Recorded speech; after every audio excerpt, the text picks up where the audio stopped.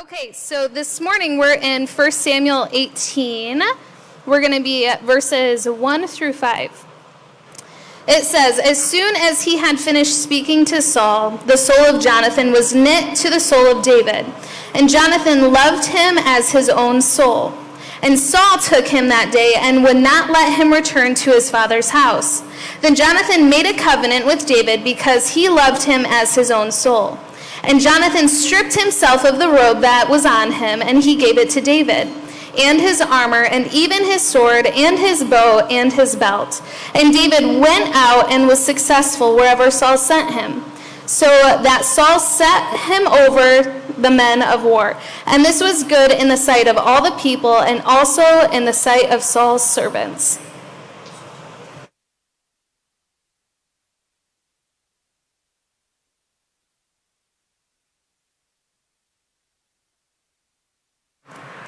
I usually don't use one of these things, but I have some notes today, so I need a note holding thing. So, I'm going to tell you a true story. You might not believe it. Many of you know me as a 40-year-old man. And by my very nature, I'm gregarious. I enjoy people. I enjoy laughing. When I was younger, this was not the case. Growing up, I was a very shy, painfully shy young man. I had a really hard time making friends. I mean, really, really tough. My brother was always better than I was as a kid, making friends.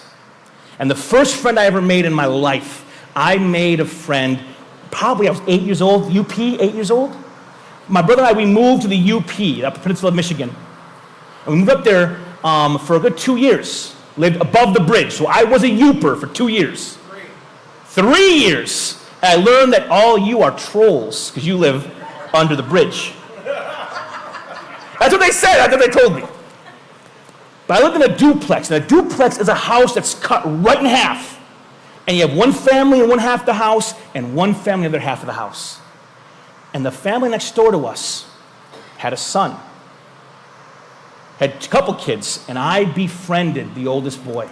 His name was Chris. That was my first good friend. And I remember having a good friend mean we'd go out on our bikes, and the only rule, I lived in the UP, a town with one stoplight. It was like growing up in the 50s. I literally could leave my house, my mom would say to me, "Be home when the stoplights turn on." So I'd go bike into the woods, I'd go explore different parts of the community.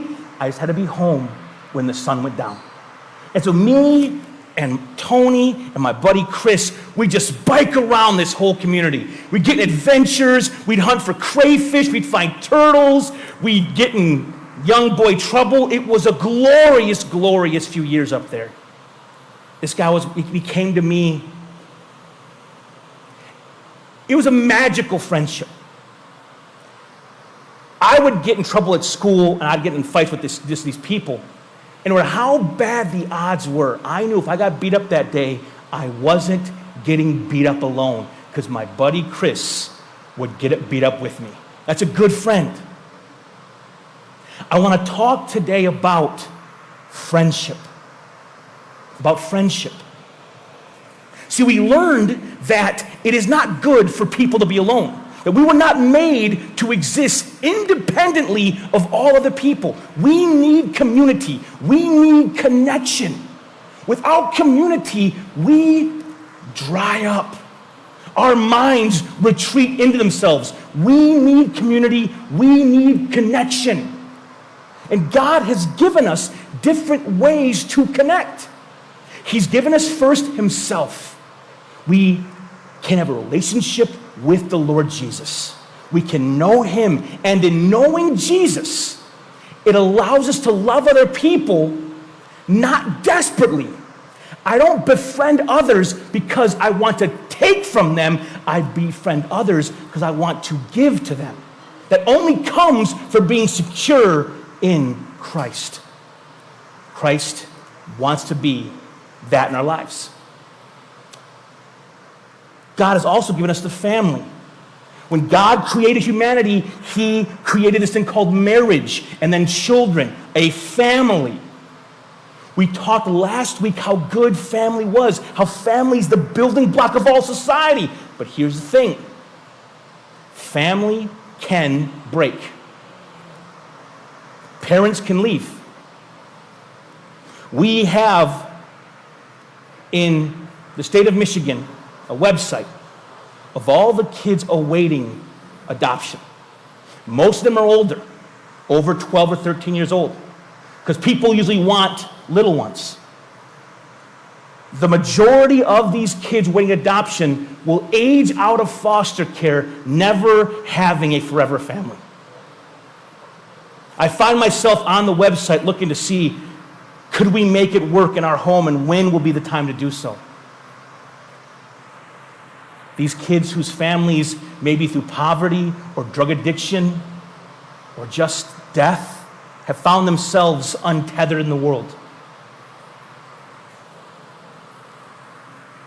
Not having a family is a tough thing in the world.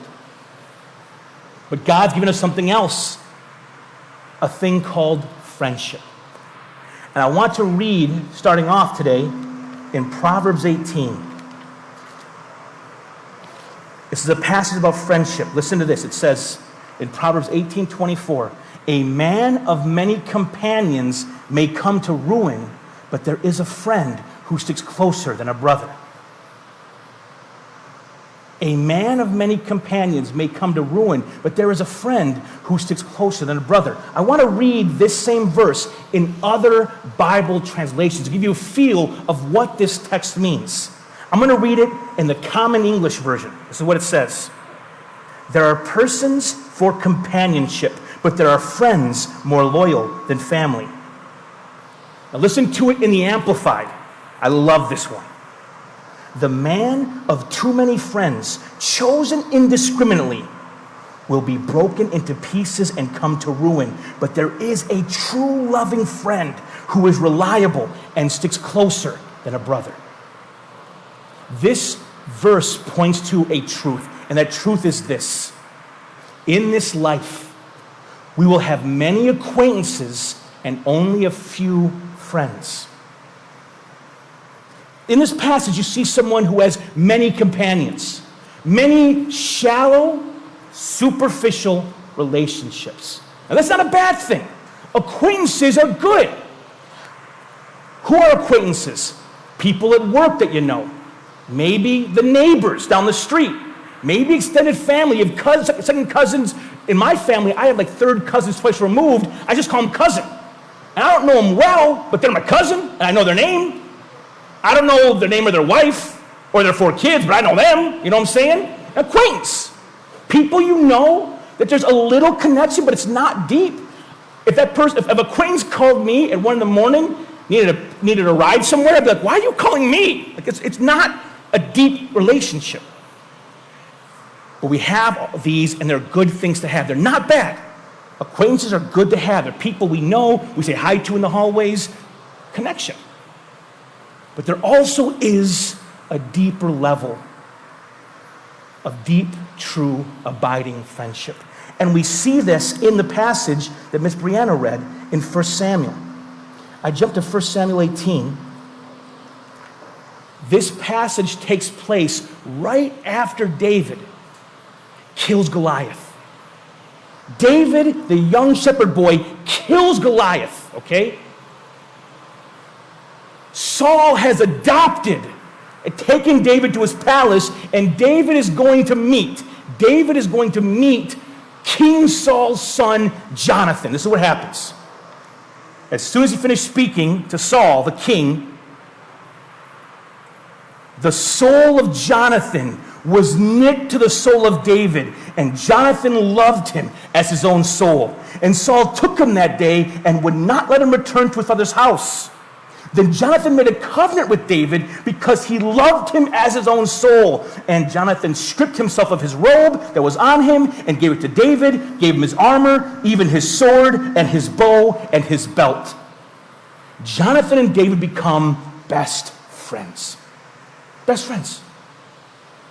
They made a covenant of friendship together. And when Jonathan's father, the king, hates David, Jonathan will give his friend David like the inside scoop to keep his buddy David alive, even going against his own father.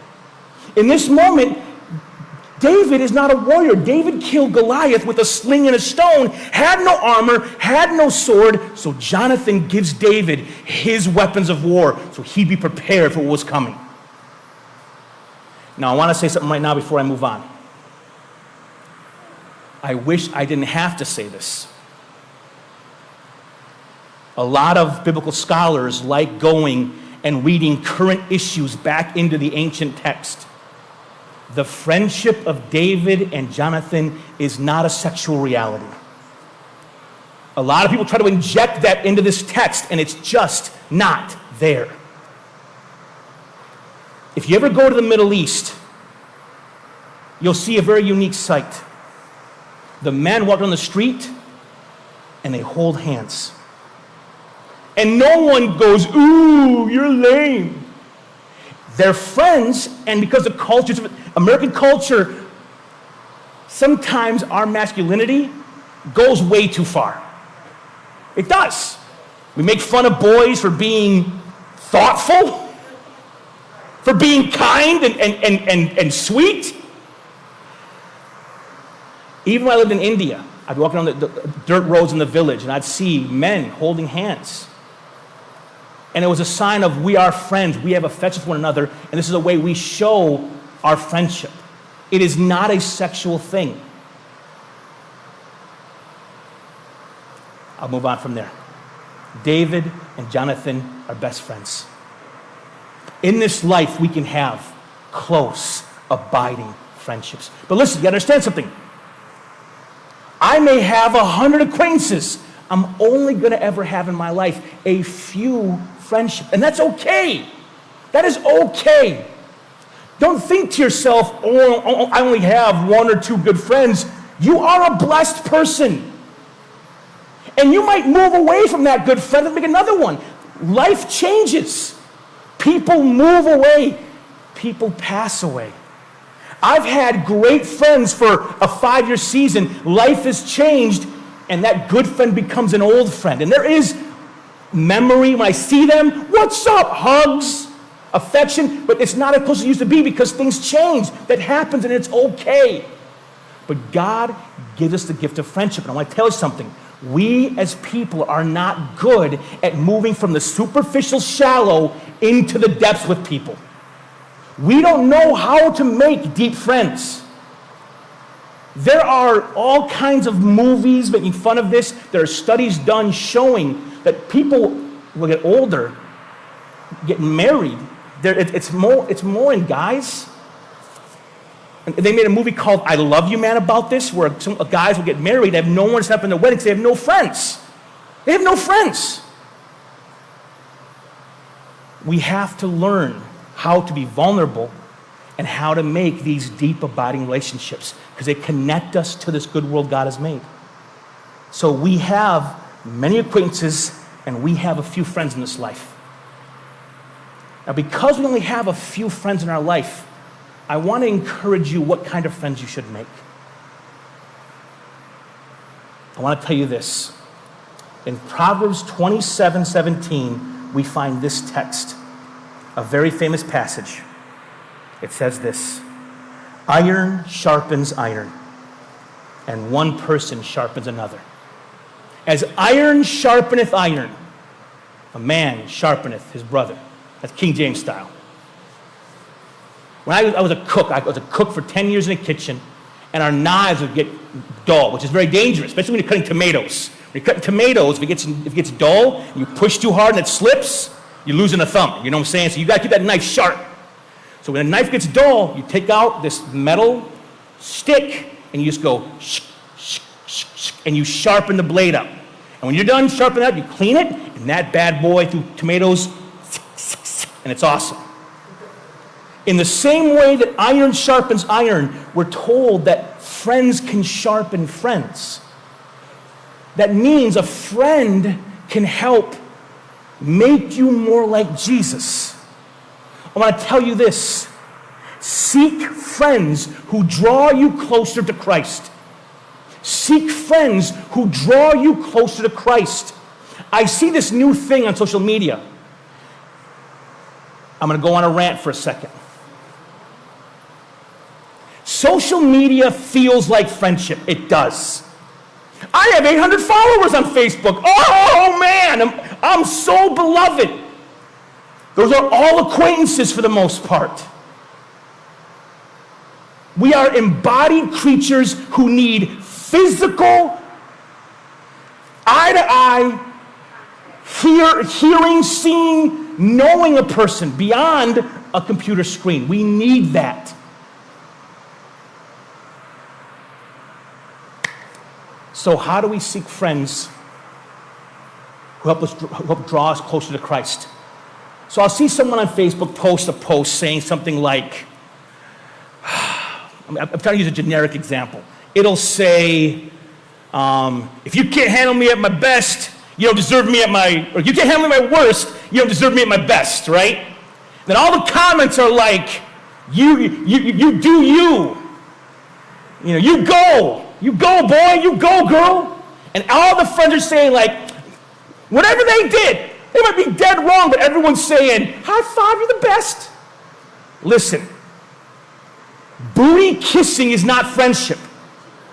I need more than yes people in my life, and so do you. Straight up. I had a friend in college. I had a roommate in college whom I loved dearly. And my friend in college became an alcoholic. I'm in a Bible college training for pastoral ministry, and my roommate starts drinking heavily. And now we were 18 years old, so he would pay homeless people to buy him alcohol and give him like a 5-spot for doing so. And I watched his habit become more and more destructive in his life. He started pouring Bacardi in his Sprite bottle and going to Bible class and showing his friends like, like just very rebellious, sinful, dangerous. One day I told my friend, whom I love, I said, brother, either you stop drinking today, get rid of all the alcohol out of our room, and you stop drinking in this place, or I am telling the dean what you're doing. And dude, all my friends turned on me. Are you a rat? What kind of friend are you? Now, I didn't go secret style. I went to my friend face to face, man to man, and told him, here's the line. Because I love you, I will stand against you. Out of love. I'm not going to just let you destroy your life and cheer you on as you do it, because a good friend doesn't do that. We need friends who draw us closer to the truth, who have the courage to tell us when we're stupid. And I know none of us want to hear that, but we all need to hear it. You've got to seek friends who are grounded in Christ and will draw you closer to Christ.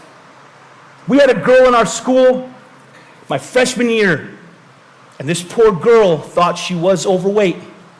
She stopped eating food. She became anorexic. And you watched her body begin to shrink.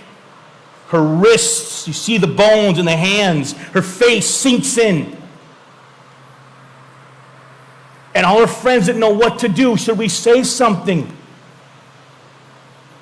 And no one, it was so hard, everyone just thought it'll resolve itself eventually. And one day she passed out in class. They raced to the hospital, they called her family, they came into Chicago. She had not eaten in so long, her body had begun to eat its own internal organs, its own muscle tissue. And it was so far along, they could not reverse it, and she passed away. We lost her. I was not her friend. I just knew it because I was there, you know. I can't imagine being one of her friends and watching someone they loved and never knowing how to, so not knowing how, they just didn't do anything and let this thing play out.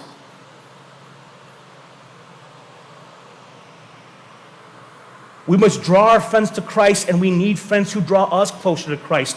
I remember when I was a younger man, I was in college, I was dating a girl, and we're brushing our teeth in like a community bathroom, you know? There's like 5, 10 sinks in a row. And I tell my guy next to me, I'm like, dude, the girl I'm dating, she's the best. And he put his toothpaste down. He's like, "You really want to know?" And I was like, "Want to know what?" like, "Do you really want my opinion?" I'm like, "Yeah, I want your opinion." He's like, "You say you want to be a pastor. If you marry this girl, you will never be a pastor." Laid it on. Now listen, when you're dating someone, you don't want to hear from nobody that she ain't the one or he ain't the one. Like, you don't want to hear that from nobody. You ain't having it. I got mad. Who do you think you're not a good friend, everyone. You're not a good friend. Telling you. I left there, thought about it for a while, and I thought about it. As the anger settled, I realized he was right. I didn't want to hear it, but man, did I need to hear it. We need friends in our lives who draw us closer to Christ.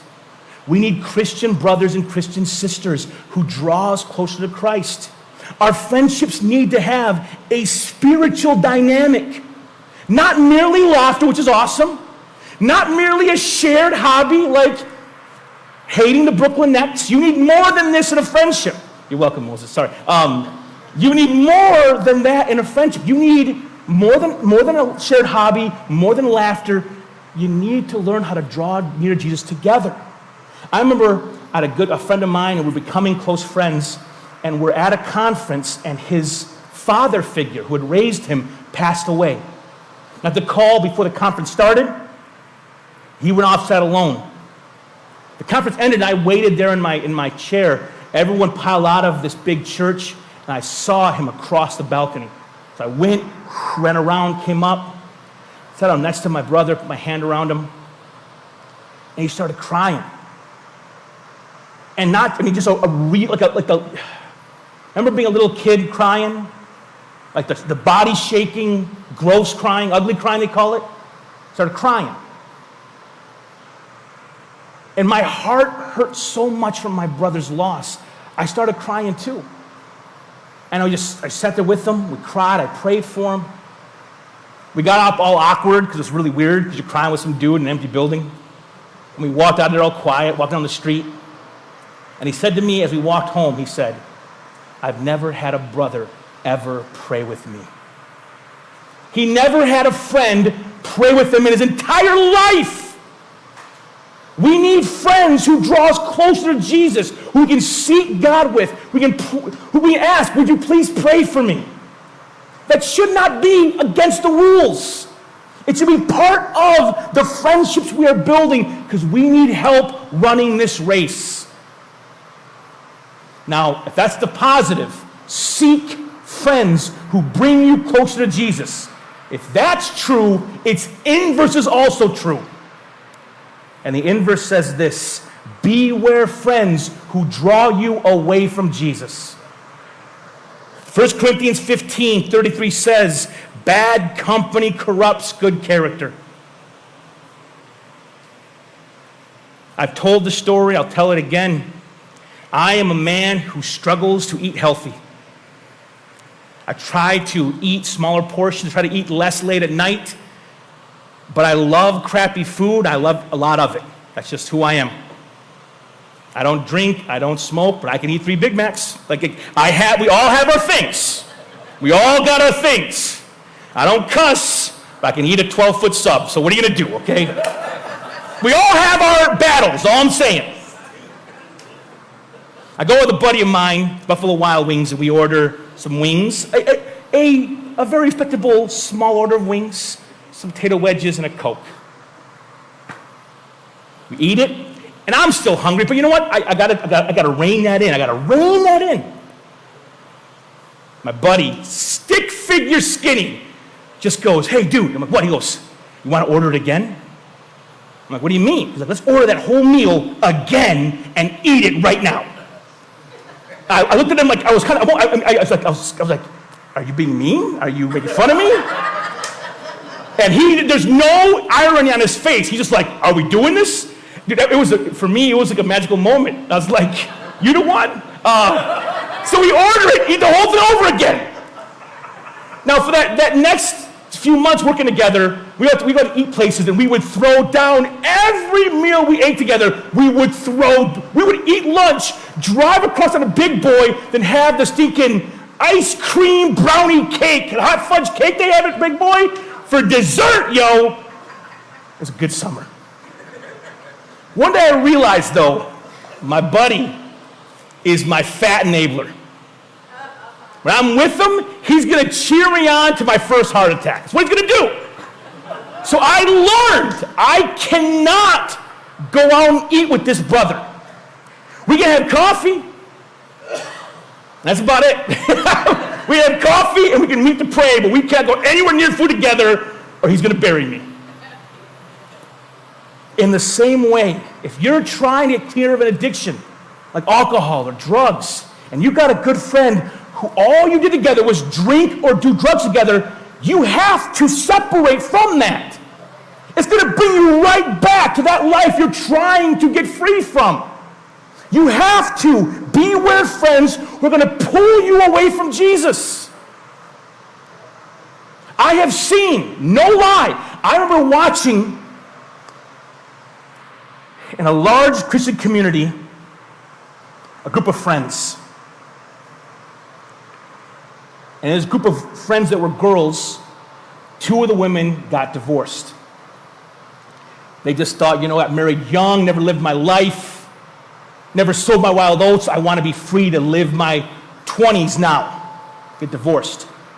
And I watched that entire friend group all leave their husbands to join that new single girl party. Beware friends who draw you away from Christ. If one of my good friends came up to me tomorrow and said, dude, man, I cheated on my wife, high five? There's no high five coming. There's a punch in the nose coming. Because what a good friend would do. And I'm not lying about that. There are stories. We see in 1 Kings 12, I gave you the wrong passage, I'm sorry, it's 1 Kings 12, not 2 Kings 12. In 1 Kings 12, we find this great history. David was the king of Israel. Then his son Solomon was the king of Israel. Then Solomon's son Rehoboam became the king of Israel. And when Rehoboam became king, they sent emissaries from all 12 tribes to meet the new king and say, if you're our king, show us you love us. These emissaries come to the palace and say, listen, Rehoboam, your dad Solomon taxed us something fierce. If you lessen our taxes, we're your boys, yo. We will follow you, we will crown you king, and you are our guy.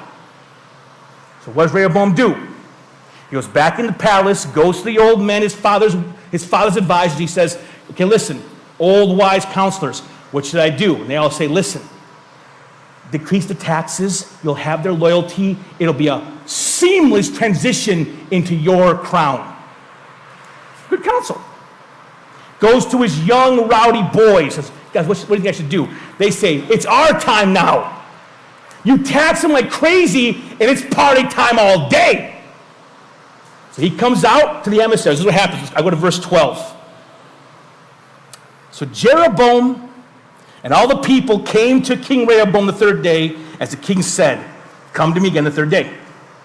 The king answered the people harshly, and forsaking the counsel that the old men had given him, he spoke to them according to the counsel of his young men. He said to them, my father made your yoke heavy, but I will add to your yoke. My father whipped you with whips, but I will whip you with scorpions. How's that for a political speech? Vote for me, I'll whip you with scorpions. It's a brutal product. He gets up there on the stinking the balcony. I'm going to raise your taxes, kiss my butt. And guess what happens? They rebel, and Israel is plunged into civil war. His friends lead him away from God's wisdom and God's goodness, and it brings his life nothing but ruin.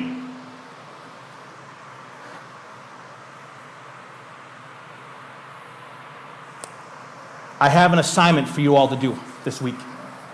Very easy homework assignment. It's called the spider. Ooh, the spider. Get a piece of paper, draw a circle. Whoop. Put your name in the circle. Me. Draw 8 legs of the spider. Real easy, 8 legs. At the end of each leg, write down the name of someone who influences your life. Maybe a sibling, maybe a parent, maybe a child, maybe your best friend, maybe a guy at work, a girl at work. I don't know what your things are.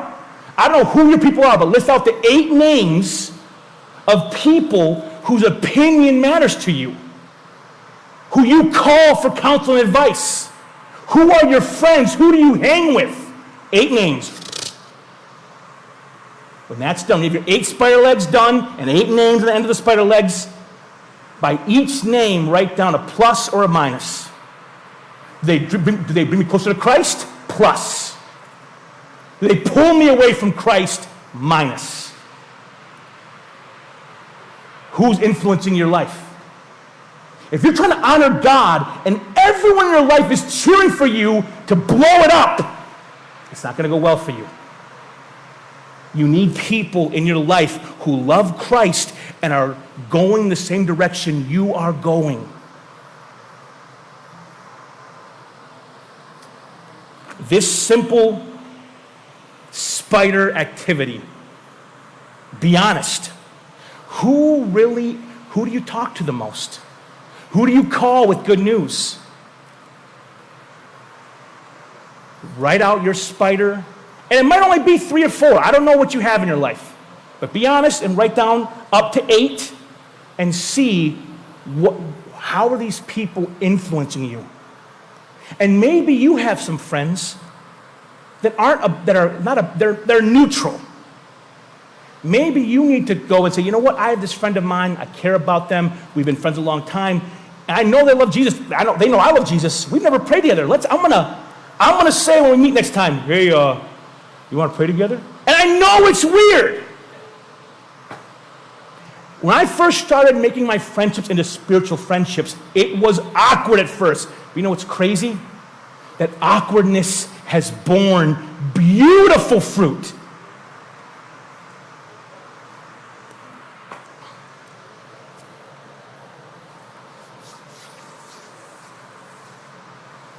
That guy who was crying that day in the chapel. Years later, he sat me down at Applebee's, and he said, Ernesto, we have a big question for you and your wife. If we died, would you take our kids and raise them? That's where that led. To trust. To a large ask, knowing I can trust you because my kids already know you, because our families are bound together in devoted love one for another.